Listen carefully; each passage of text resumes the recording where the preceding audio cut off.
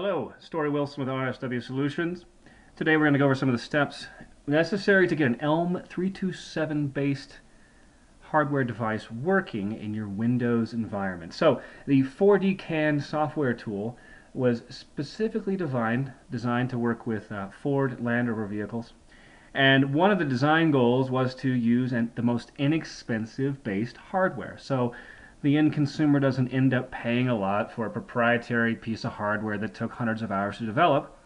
I used the ELM 327 based chip. Now, the ELM 327 based chip is very inexpensive. You can find them for less than $15 typically. Because they're so inexpensive, there's a trade-off. There are lots of manufacturers, there are different specifications, there are different drivers required, and usually the most difficult part of getting the ELM 327 based chip to work is the driver set. Pretty much rule number one, don't use the Windows drivers. Even if Windows installs a driver set correctly, typically you're going to have to go back and put in your own driver set. I've included a few different drivers with the RSW Solutions 4DCAN software tool. So in the program group, you'll see a folder called Drivers. Online, a few driver sets that come with the tool. Now, for example, there's a Vista driver, an XP driver. I'm running Windows 8. This will also work with Windows 7. But what you'll typically do is you'll install the actual driver. And when you install this driver, it will, of course, put some files in certain locations. Let's just redo the installation. I've already done this before. And you actually then, once you've installed the drivers, you then actually have to specifically tell Windows to use those drivers.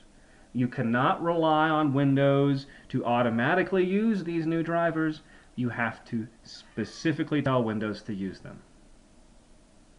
So once we have our drivers installed, now we're going to plug in our device and tell Windows which drivers to use.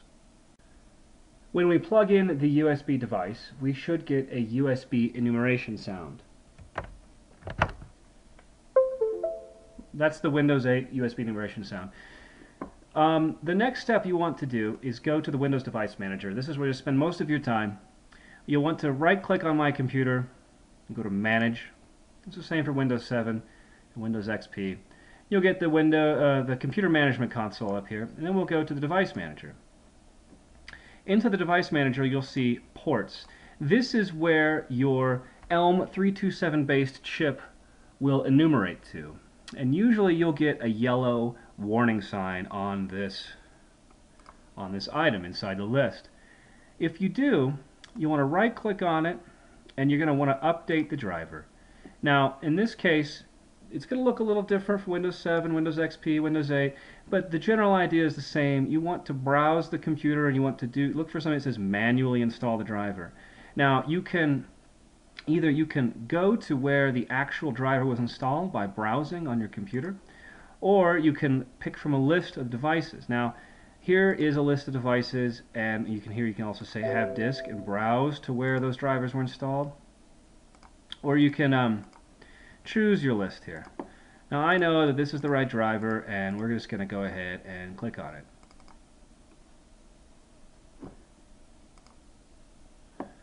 And there we go. So we have the Silicon Labs CP210X USB to UART bridge on COM port 5. So this is on COM port 5, and that's the actual COM port that you will choose when you run your 4DCAN software.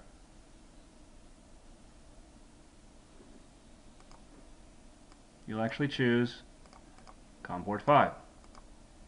Done. The COM port's open. The ELM 327 chip has been found, and we're ready to begin communications. That's about it.